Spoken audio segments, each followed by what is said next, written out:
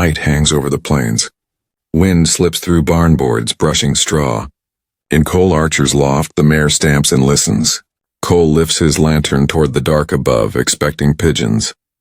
He does not expect a woman curled in hay, coat soaked, one glove pressed to her chest. Her eyes catch the light. She tries to rise, fails, and whispers, "Please." "Don't call anyone." Cole keeps the lantern low. He sees the tremble in her shoulders. "You're safe," he says quietly. "Name's Cole." She swallows. Mara Quinn," her breath rasps. He lays his coat over her. "Water?" She nods. He brings the dipper from the barrel. She drinks. When she hands it back, she grips it wrong and winces. Her right glove stays tight, seams burned and shiny. "Take it off," she says. The words come thin. "Please, take it off." Cole slides a finger under the torn cuff and works the glove free. Cloth sticks. When it peels away, the lantern shows a mark on the inside of her wrist.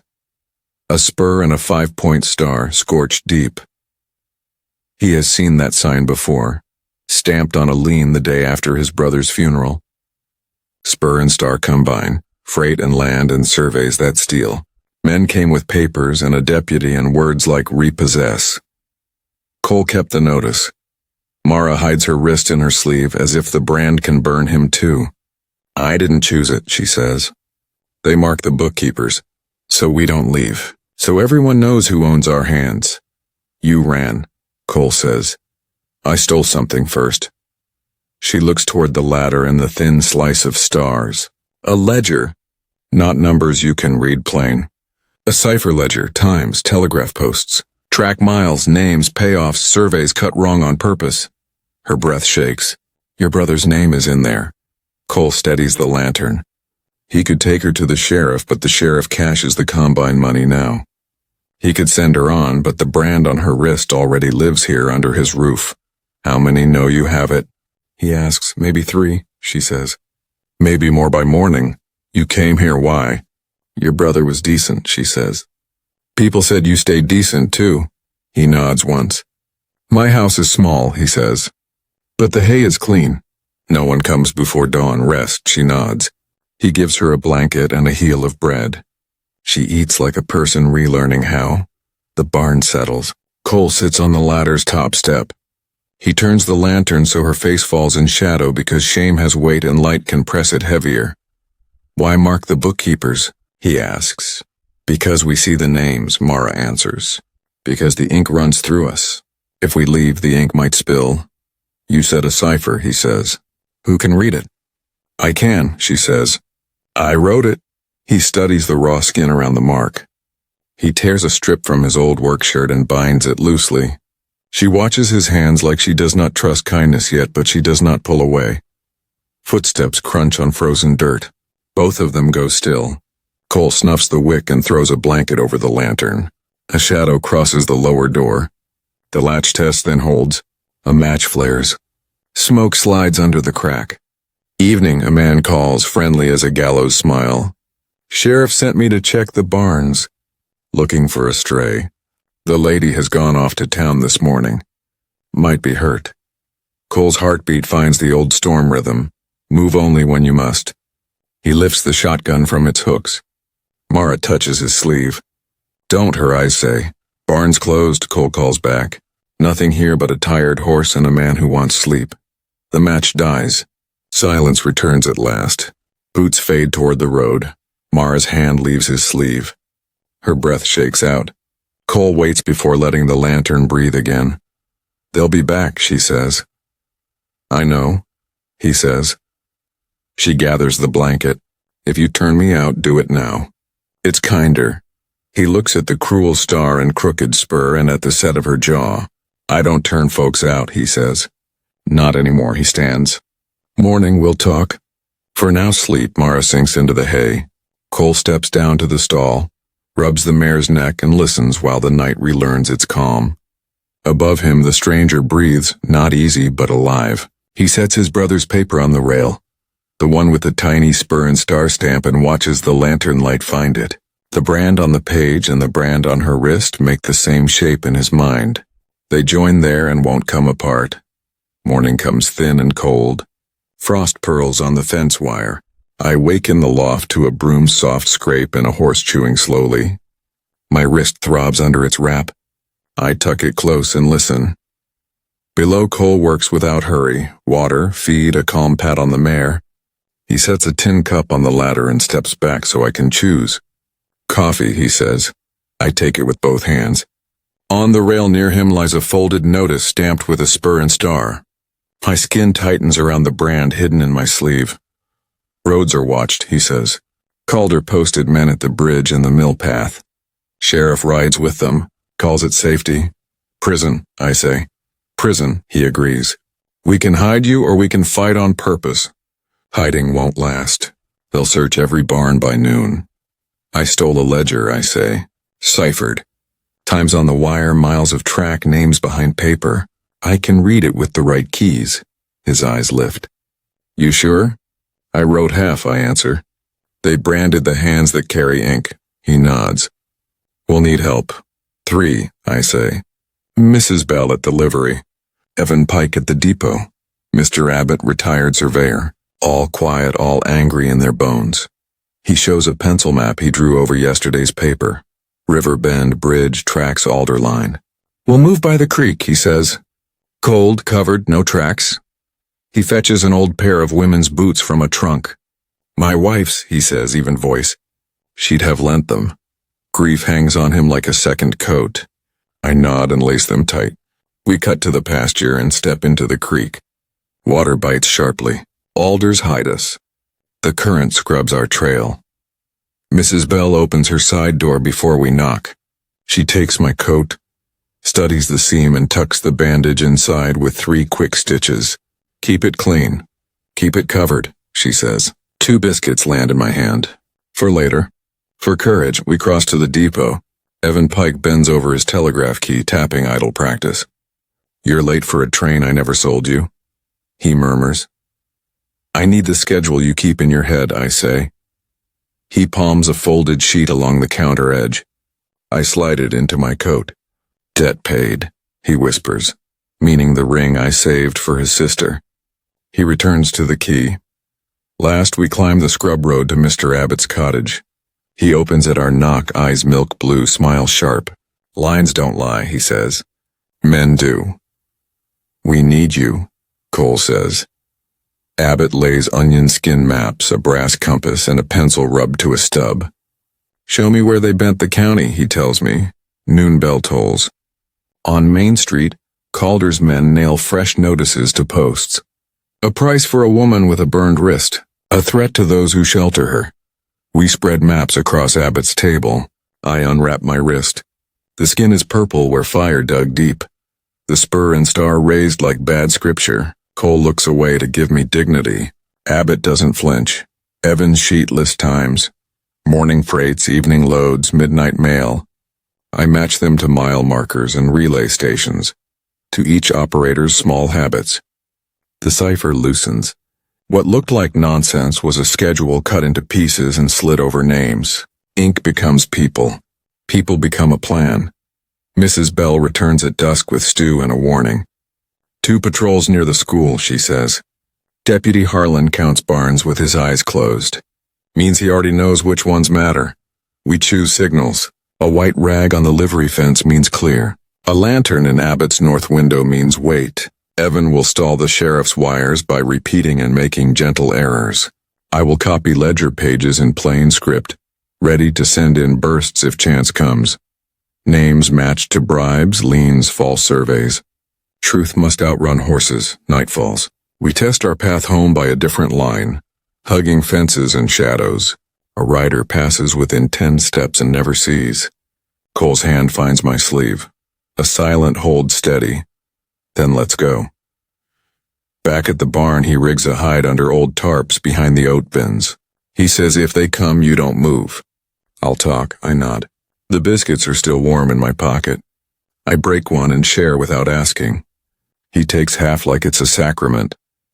Before sleep, I copy a page from memory onto plain paper, a list of names, a line of times. I hang the old glove on a hook and do not put it back on. The brand throbs, but another feeling pushes beside it, bright and stubborn. Hope, small as a match in the wind, refusing to go out. Sleep comes slowly but steadily. Enough. Frost clings to the gullies after sunrise. I sit at Mr. Abbott's table with my pages and his thin maps. Cole feeds the stove, eyes on the window. We work like people who must finish before hoofbeats arrive. Abbott taps a map with his compass. Here's where the county line should run, he says. He lays a trace deed over it. The river matches, but the boundary jumps a chain west. Small thefts, he says. Done often. Build empires. I copy columns from the cipher I carry in my head. Station call signs. Numbers that pretend to be weights. Times that drift a few minutes each day. Evan told me which operators tap fast and which ones pause to chew. I fold those habits into the key. Ink turns to movement. Movement turns to men. Cole sets a tin of salve on the table and says nothing. I rub it over the skin around the brand. The ache dulls. My hand steadies. By noon we see a pattern. The combine hides work behind the midnight mail. Their short cars couple behind the baggage car, unlisted. Boxes for the county office ride one night early and return 2 nights later with new seals. Inside, false plats and liens timed to reach the judge before any protest. Who signs? Cole asks. I write 3 names. Then I add a 4th and circle it. Deputy Harlan, witness on record. A knock hits the door. We go still. Abbott slides the maps under oilcloth. I slip into the pantry with winter apples. Through a crack I watch him open. 2 riders stand on the step. Their hats are clean, the way hats are when men don't work. The one with the brown mustache smiles like a dog showing teeth. Mornin', he drawls. Helping the sheriff. Seen a woman? Burned wrist? Only woman here is my late wife in her photograph, Abbott says. She doesn't burn anymore. Cole steps into view, a quiet wall. The riders take his measure and decide today is not the day. They tip hats and leave. We breathe again. Abbott relights his pipe. Pressure will rise, he says. Move like ink under blotting paper. Quiet. Everywhere at once. In the afternoon, Evan slips in by the back lane with a bread sack that is not bread. Inside is a small copper switch with a knife lever, 2 coils and a box that hides under a desk. I was told not to notice this delivery, he says. So I noticed it first. A loop, Abbott says. Cut the office line and still feed the main. 5 minutes, maybe 10, Evan says. Enough to burst something loud, a small win. We set the loop in Abbott's satchel with a string and nails. Our plan grows muscle. Near dusk, Mrs. Bell arrives quickly. Patrol at the mill road, she says. Another at the far ford. Harlan asked if I was sewing much. He meant, am I hiding a woman? Did you blink? Cole asks. I sold him a halter and called him son, she says. He paid and will hate me by morning. We eat stew from one pot, listening to hoofs pass outside. I copied more pages from memory. Each name with the time his bribe rode the wire. Abbott marks where the false boundary cuts real fences. Evan sketches the telegraph room. Desk, switchboard, a window latch that sticks in the cold. When dark thickens, we test another path to the barn. At the feed store alley, 2 men lean in the shadow. One says, Calder wants it quiet, but if he doesn't get quiet, he'll take loud. The other spits. I'll take the bounty either way. We slip past because a stray dog knocks over a bucket and both men turn. Back in the loft, I listen to the wire through Evan's pocket set. Lay the box on a barrel and the sound grows through the wood. The taps run like water. Tickets sold, freight weighed, weather. Under it beats a new code. Calder's office sending short lists at odd hours. Names that match the ledger. Targets to be pressed. If we had the ledger itself, I say, I could match every strike. Where is it? Cole asks. Under the floor at the freight office, I say. North end, cracked board 3 in. Roads are watched, he says. Creek still runs, I answer. We need that book. We pick a time. 2 hours before dawn when drunks are home and riders are slow. I tie my scarf. Cole checks a hammer, a pry bar and his lantern. Abbott gives us folded oilcloth. Mrs. Bell knots the scarf tighter. Evan squeezes my shoulder. We go down the ladder. Stars sharpen. The creek whispers. We face the dark edge of town where the freight office waits.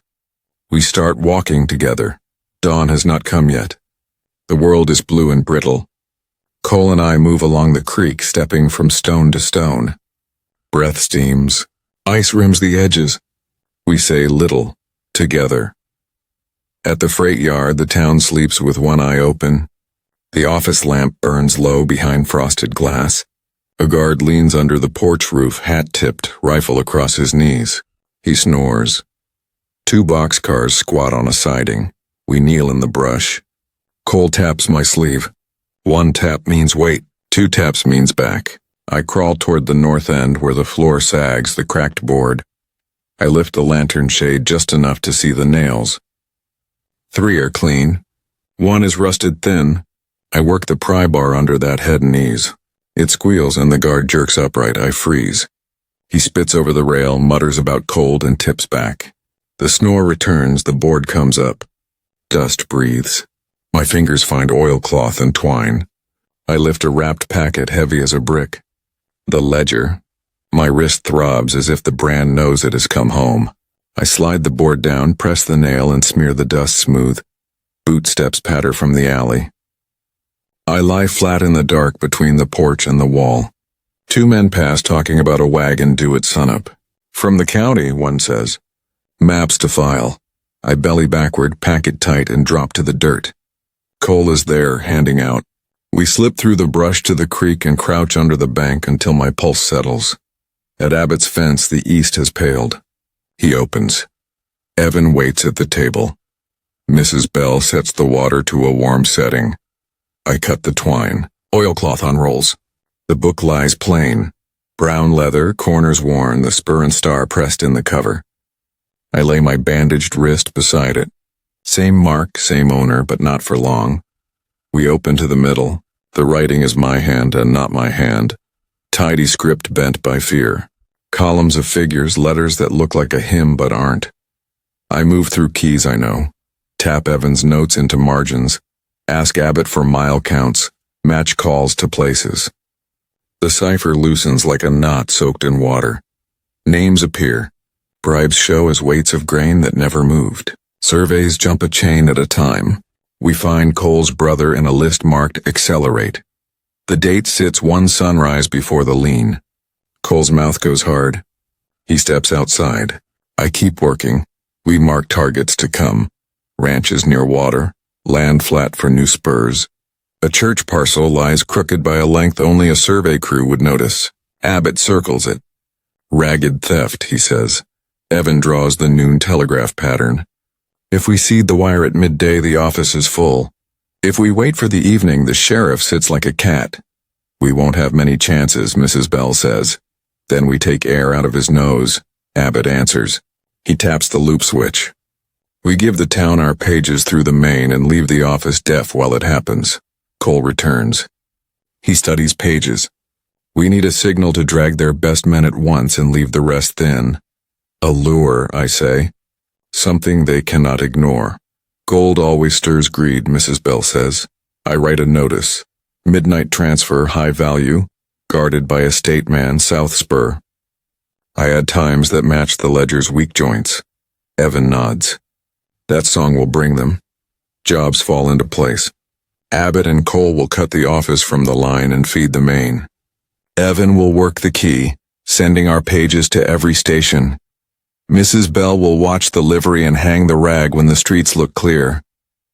My job is to read and keep order when panic starts. We take turns sleeping in chairs. After coffee, we carry the ledger in a feed sack and walk by backlots. Twice men pass close enough to touch. We become fence shadows until they go. At the barn, a boy sits on the step. Quick eyes, a gap in his smile. He lifts a telegraph sounder. Name's Kit, he says. I listen.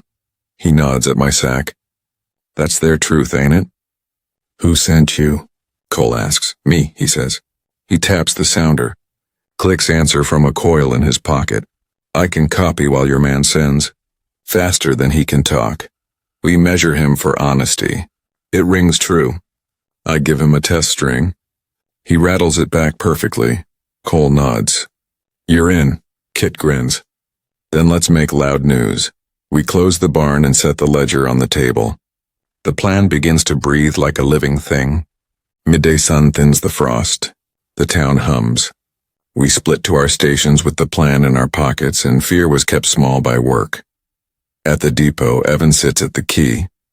Kit perches on a crate with paper and a pencil. I stand behind them, ledger open, pages marked with cloth. Cole and Abbott carry the loop switch to the office and vanish down the hall. Mrs. Bell crosses Main and ties a white rag to her fence. Clear. I give Evan the bait first. Post the notice, I say. He nods and begins to tap. A short message, plain words dressed as official wire. Midnight transfer. High-value cargo. State Guard attached. South Spur. Stop at the water tower. Repeat. The sound jumps the line and spreads. Kit copies the echo from the next town. Pine Ridge got it, he says. Black Hollow, too. Yardmaster asks how heavy. Isn't what you wrote. I feed Evan the first page of truth. Names with bribes. Times matched to the ledger's code. He taps steadily, a river of clicks. Kit's pencil scratches. Station 6 repeats. Station 9 asks who authorized. I send county oversight. Behind the wall, the sheriff's office goes quiet, then busy. We hear Deputy Harlan's laugh through the window. Midnight, is it? Tell Calder. Tell him we bite hard. Abbott's loop cuts in. The office line loses the main and chases its own tail. Evan's feed to the town grows clear. I have more pages. Send 2. Send 3. Send the survey cuts. Send Cole's brother's entry. The clicks roll, people gather like moths at a lamp. A farmer hears his name and turns white. A widow learns the church parcel was marked for theft. She covers her mouth, then straightens. Gossip becomes witness.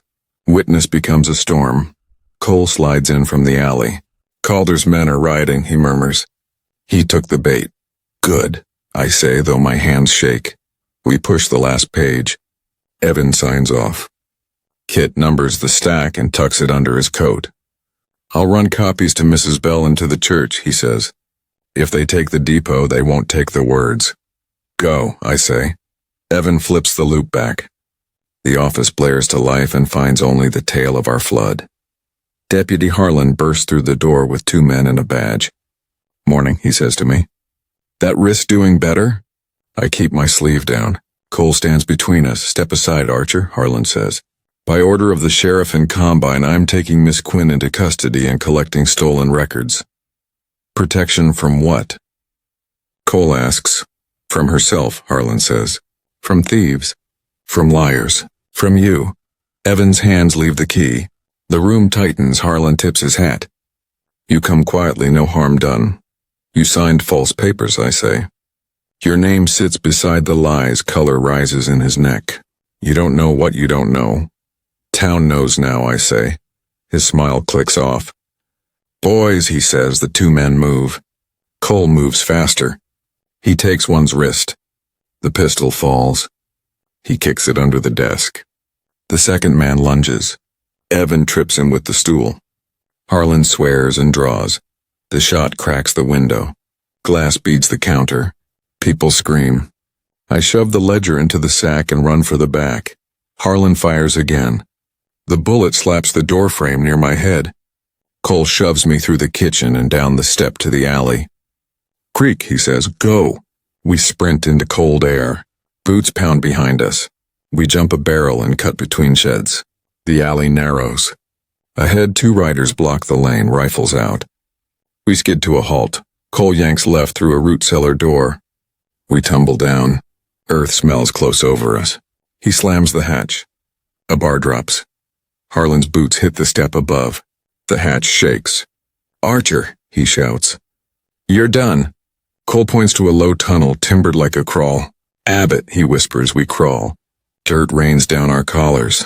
The tunnel opens behind a woodpile near the creek. We push through, run bent to the bank, and slide into icy water. It steals breath and gives cover. We move under roots holding to brush. Harlan's men spread along the bank scanning. One throws rocks. The splash hides ours. We drift to the culvert, slip through blackness into pasture. We come up gasping and reads. The town is in uproar. Bells, shouts, hooves, the telegraph ticking like a heart that won't quit. We're not safe, I say. No. Cole agrees. But we're ahead. We run for the barn, for our friends, for the next move before the squeeze closes. The bait is taken. Now comes the clamp for now. Wind scrapes the barn boards clean. We spill inside, wet and shaking, and drop behind the oat bins. Evan and Kit jam the door with a pitchfork. Mrs. Bell checks my sleeve. Cole watches the yard through a knothole. Riders at the corner, he says. 2, maybe 3. Abbott pulls the ledger from the sack and slides it under the feed. They want the book more than blood, he says. So we move the book like smoke. I breathe slowly until the shots in my ears fade. Harlan's grin lives there, a small knife. I push it out. Work waits. Kit lays his copies on the table. Church has them. Widow Lane has them. Mr. Wilkes took 2 for the mill door. Good, I say. Words run faster than horses. We map the squeeze. Sheriff closes roads. Calder rides for the water tower by night to stage his show for the fake gold. Harlan will hunt barns and any door with a woman behind it. We can't meet them with muscle, Cole says. We meet them with rails and wire. Abbott circles the yard sketch. Siding here is cracked, he says, tapping a switch drawn in pencil. If you pin it just so, a handcar coming hot will jump to the dead track and kiss the gravel. Quiet wreck, Cole says. Quiet enough, Abbott answers. Men tumble. Pride bruises worse than bone. Evan nods. I can hold the wire until you're ready. Then I flood it with pages from our copy and what Kit wrote. I'll mark Calder by name. Mark him, Mrs. Bell says. And mark Harlan twice. We divide the work. Cole takes a wrench, a spike, and a little oil. Abbott gives him a brace for the stubborn bolt. Mrs. Bell leaves to stash bandages, rope, and a hacksaw in the livery loft, for whatever the night asks. Evan pockets the battery jars and the loop switch. Kit ties his papers with twine and tucks them inside his shirt. I lift my old glove, then hang it again. No more hiding, I tell my wrist. Not tonight. Dusk folds early. Cold makes iron sing. We move as if each footstep might wake a snake. At the south spur, Cole kneels by the switch stand. The bolt looks honest, but its throat has a hairline crack. He works oil into it and hums, soft and tuneless the way men do when a job needs steady hands. I watch the crossing. A dog lifts its head and decides not to bark. The bolt shifts at last. Cole sets the wedge Abbott made from an old chisel. He tests the handle, straight feels straight. A hard shove will slide it wrong. He leaves it looking right. Handcar won't see it, he says. They'll be thinking about bounty, not steel. We cut through the weeds to the water tower. The ladder rises like a spine. The tank looms fat with winter storage. Abbott meets us under it with a wrench and a length of rope. Release valve sticks, he says. If someone leans the wheel and ties it, the tank will bleed slowly. A little river under the feet. Men hate wet boots. I can work the wheel, I say. Not alone, Cole says. Together then, I answer.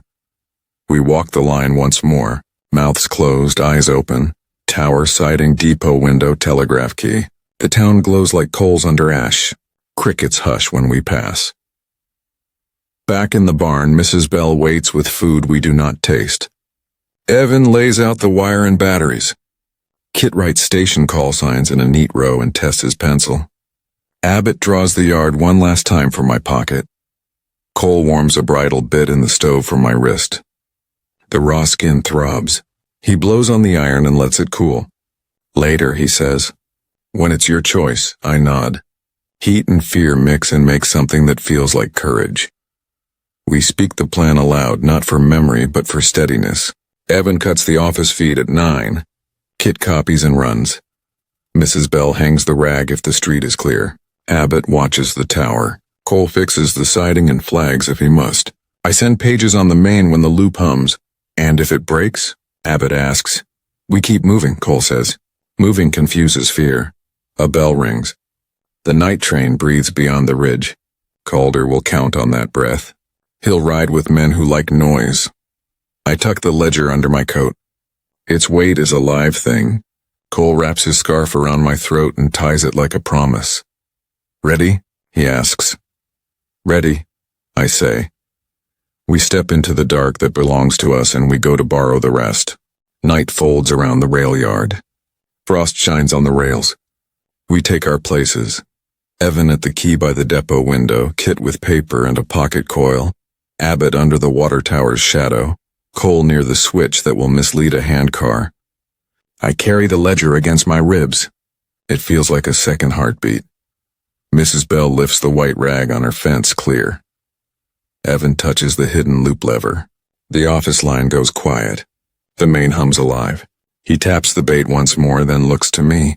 I lay the first page flat. Send, I say. Clicks race the wire. Kit's pencil dances, copying echoes from towns we cannot see. The night has ears now. Boots scuff stone in the alley. 2 deputies jog past toward the bridge. Farther off, hooves drum. Calder's riders come from the north road, drawn by greed and pride. My hands want to shake. I put them flat on the table and breathe. Second page, Evan says. We give the survey cuts and the names under them. A murmur grows outside as people drift to the boardwalk, pulled by rumor and the rush of the wire. Someone says, they're sending the proof. Someone else. About time. Abbott's lantern winks twice from the tower. Ready. I tie back my hair. A clatter rises. A handcar shoots from the curve. 4 men bent over the pump bar. Deputy Harlan stands on the rear plank with a shotgun. Cole waits by the switch in a brakeman's cap. He tests the handle like a man at work. The wedge does its job. The points slide wrong by the last inch. The handcar hits the split and hops to the dead siding with a scream. The left wheel bites gravel, men fly. The shotgun blasts the moon. Harlan rolls and comes up furious. Cole walks away slowly, as if nothing happened. Harlan sees his back and roars. He raises the gun. The hammer sticks. He swears and limps. Third page, I whisper. Evan's fingers keep pace. Kit reads the repeat from Black Hollow, received forwarding to all, and grins. Riders flood the street. Calder is with them, hard profile under a black brim. He sees the posted pages, sees neighbors reading. His jaw sets. He points at the office. 2 men run for the door. Evan kicks the loop deeper. Office dead. Main alive. 4th page? He asks. Send it, I say, and pass the entry that ties Calder to the judge by numbers that were never wheat. Glass pops behind us. A boot comes through the back window. I swing with the ledger. The boot withdraws with a curse. Cole bursts from the kitchen. They're pushing the alley, he says. Abbott needs a hand. The valve is stuck. I'll go, I say. I go with you, Cole answers. We cross the track at a crouch. The tower looms. Abbott leans on the valve wheel and strains. Frozen, he pants. Cole takes the wheel. Together, he says. We push. The metal groans. It turns a 1/4 inch. Abbott wedges a block. We shove again. Something inside snaps free. Cold water begins to hiss. It threads down the leg, then thickens into a sheet. Give it rope, Abbott says. I tie as he showed me. The wheel stays pinned open. Water slicks the ballast. Shouts leap from the depot. Harlan's men crash through the back, then skid as the ground turns to soap. One goes to his knees. Another sits hard. A laugh breaks from the crowd and becomes many laughs. Fear cracks when laughter gets in. Calder does not laugh. He hands off his reins and strides toward the tower with a look that makes numbers obey. Back to the wire, I tell Cole. We run. Evan is still sending. Kit tapes pages to the window so the crowd can read. Mrs. Bell stands with her arms folded. She meets my eye and nods. Last burst, Evan says. Give me the notice about the midnight freight. I pass it. He stamps the key. There, he says. Every ear between here and Carver City knows where to look. A whistle rises over the ridge. The freight. Calder hears it. He signals men to the far end where the south spur meets the main. Harlan limps after him, rage bright. Cole checks his watch and gives me one look that holds everything. Risk, regret, steadiness. Climb if you must, he says. If it runs, you find the brake. I'll find it, I tell him. The engine mouth opens around the curve, coals painting the steam. The ground trembles. Night begins to move on iron feet. We step to meet it, small and stubborn as grass in a railbed, and the next beat of the plan rises to meet us. The freight rolls in with a long iron sigh. Steam wraps the engine like a ghost. Sparks float and die. The bell counts slowly, then faster. People scatter to the edges. Calder stands in the center of the yard like a nail driven deep. Cole squeezes my hand once. Remember the brake, he says. He moves toward the engine to flag if it will not stop. Abbott stays near the tower rope, ready to give the ground more rain if we need it. Evan and Kit keep the wire alive, page after page, a drum that will not quit.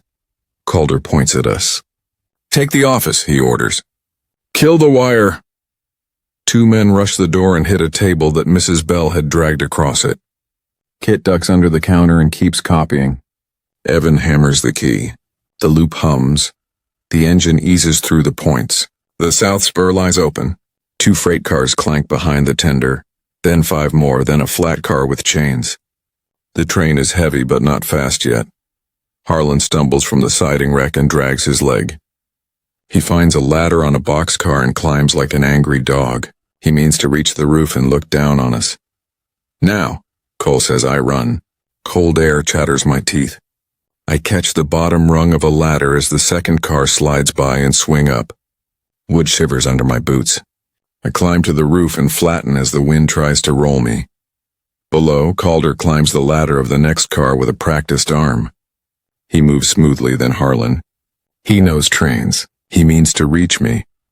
I crawl to the coupling gap and look down. Wheels talk on the rail. The water from the tower finds the steel and turns to glitter. Farther back, men on a handcar try to pump. The skewed switch will not love them. I pray they see it in time. Evan's clicks carry even here. The wire sings.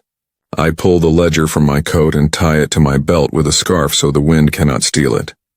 I lie close and slide to the third car, holding to the ridge line like a cat on a roof. Calder rises over the lip in front of me. His eyes are calm and cold. That book is mine, he says. He does not shout. He does not need to. It was never yours, I answer. He steps forward. The car rocks. I retreat 1 pace. He smiles thinly as if this is a game he plays most weeks. Harlan hauls himself up behind him, breathing hard. Shoot her, he pants. Calder does not look back. Bullets end proof, he says. Proof ends me. We take her living, he moves again. I drop to my knees and slide my fingers under the roof slats until I find the brake wheel stem. It is rusted in place. I lean my weight and it groans a hair. Cole climbs the ladder of the car behind me. He carries no gun. He carries a coupling pin heavy as a small hammer. He swings it once to feel the weight. Back, he tells me. Calder turns to face him. The train takes the curve. The world tilts. We all bend our knees and ride the sway. At the tower, Abbott yanks the rope. The valve wheel spins loose in its tie and the tank gives a sudden cough. A sheet of cold water drops like a curtain over the track. Men shout. The handcar hits the cracked switch and leaps as if kicked by God. The 4 on it roll into the weeds. Harlan sees them go and snarls. Cole closes the gap. You wrote a price on my brother, he says. Calder lifts his chin. He was in the way of steel, he answers. Steel bends, Cole says. They circle in a short space, boots scuffing frost. I wrench the brake again. The wheel grudges another inch. The car complains but begins to notice me. Harlan lunges for my ankle. I kick, my heel hits his mouth. He curses blood and grabs again. I yank free and drive the coupling pin across the roof to Cole. He catches it and feints high. Calder blocks. Cole goes low and hooks his arm under Calder's knee.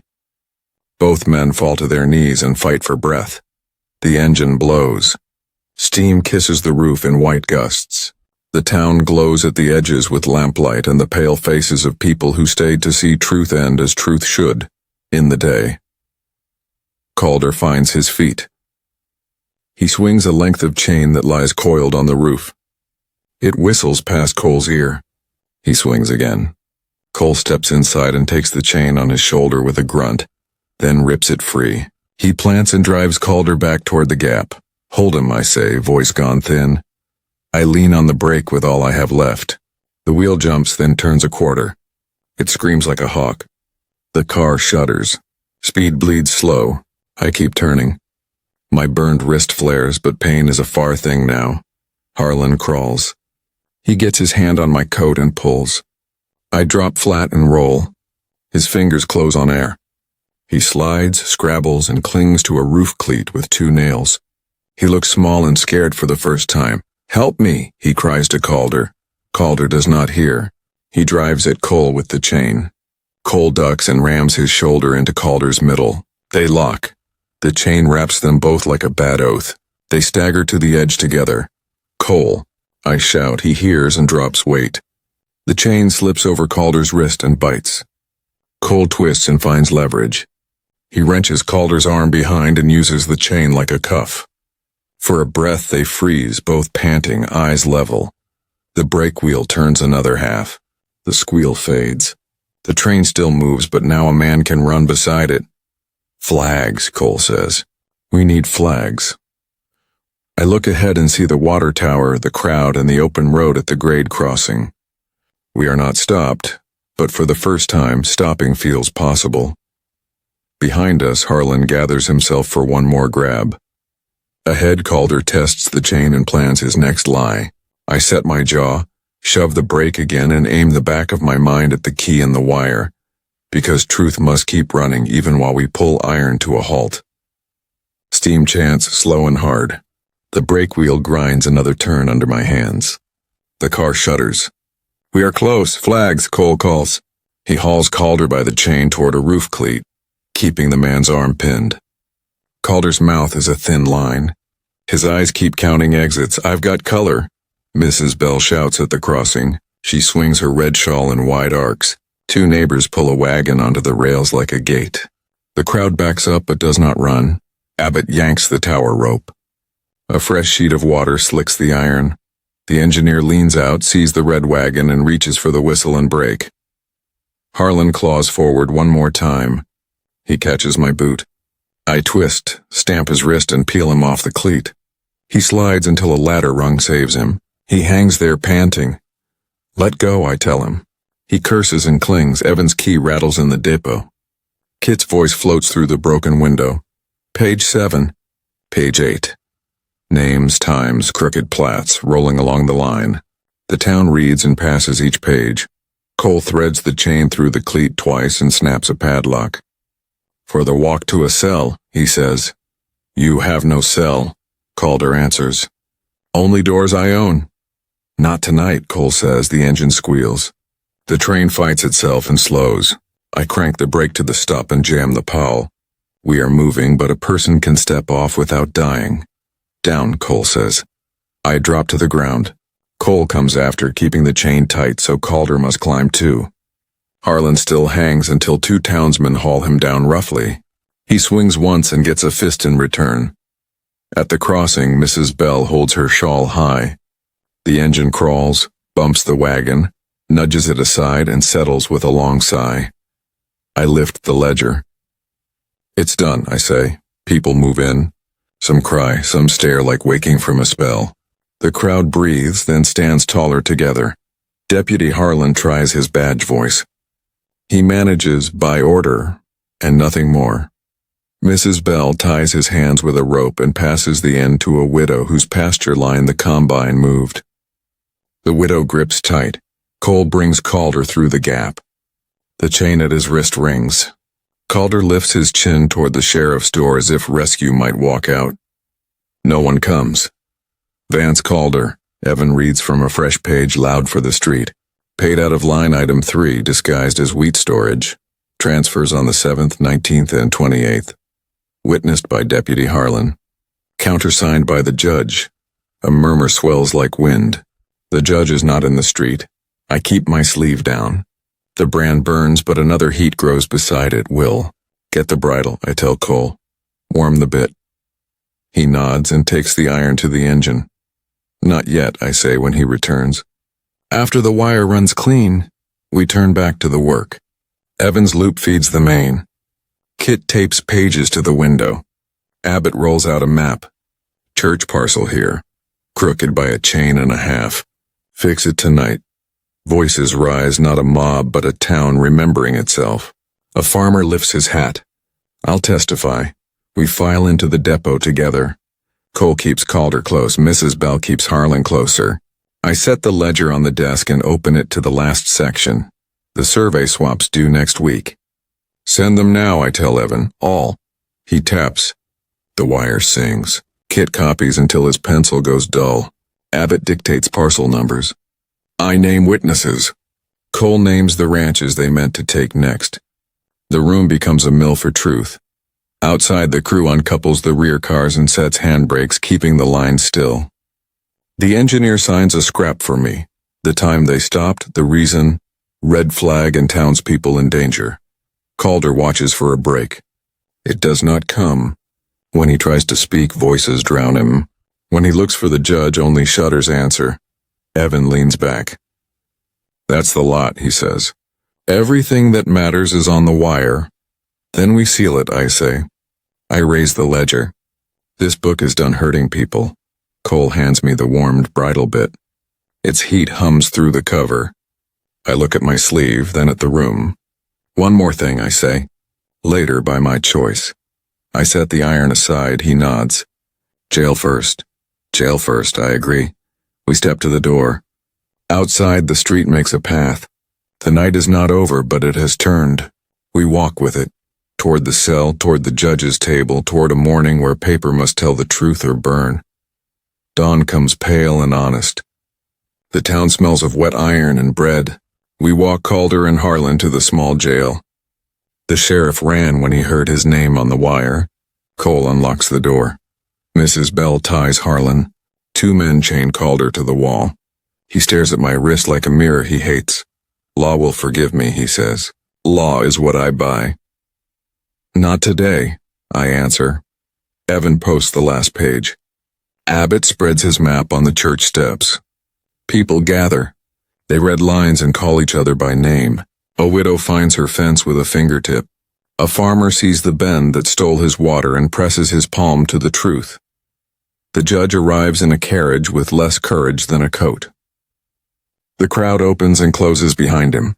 Inside, he signs orders that void the liens while Evan logs the hour and the reason. Fraud, Evan writes. The judge's face gets older with every line. Cole stands at my shoulder. His shirt is torn where the chain struck. He does not speak of pain. He gathers small things. The fallen padlock. The badge Harlan hid in his boot. The bridle bit we warmed last night, now wrapped in cloth. Soon? He asks soft. Soon, I say. We carry the ledger to the churchyard because the church belongs to everyone. I lay it on the stone step with pages open to the names that did harm. I look at the brand under my sleeve. The skin has stopped weeping. It waits, I want it gone, I say. Not hidden. Gone. The yard quiets. Mrs. Bell brings a bucket. Cole heats the bit in the engine's firebox until it glows, then lifts it with tongs. He does not tell me what to do. He only stands steady where I can see him. I sit on the step. I roll back the bandage. The spur and star shine ugly in the cold air. I set the iron close and feel heat bloom. For a breath, I am back in a bright room. Then I am here with winter sun and my friends. This is my choice, I say. I press the iron to the mark. The world narrows to a circle. Pain roars, then breaks. When I lift the iron, the old lines are gone under a new burn I made with my own hand. The skin is plain fire and nothing else. Mrs. Bell wraps it with a clean cloth. Now it belongs to you, she says. Abbott nods. Ash makes good soil. We close the ledger. I tie twine around it and give it to Kit. Take it to the county seat with Evan, I tell him. Have the clerk copy every page. Leave one here, one at the mill, one on the sheriff's door. By sundown, let there be no single book to steal again. Kit salutes and runs. The judge steps out with final orders. He bows his head. I am sorry, he says. He signs a writ that dissolves the Spur and Star Combine, voids its claims, and calls for an audit by a stranger from the city. Calder hears through the bars and laughs once. It is small. Harlan stops talking. By noon, the town breathes easier. And move the wagon from the tracks. The engineer shakes Cole's hand. You flagged right, he says, and rolls away. Afternoon brings quiet work. Abbott resets stakes. Mrs. Bell opens the livery to women who bring bread. Evan teaches the telegraph to 2 boys. The church rings twice for thanks. Cole and I go to the recorder's office. We filed a paper for a small strip along the creek by the cottonwoods where I first washed my wrist. I sign Mara Quinn. He signs Cole Archer. We choose words with care. Joint deed. Partners in fee. No encumbrance. The clerk stamps it and smiles. Outside, the wind smells of thaw. We watch the town move in a new gate. The same buildings, the same hills, but the spine is straighter. Cole takes my hand like a question. I answer by not letting go. What now? He asks. Work, I say. Fix fences, plant, help Abbott set the lines right. And after that? After that we live, I say. You teach me rails. I teach you numbers that do not bend. We build a place where paper is a promise and not a threat.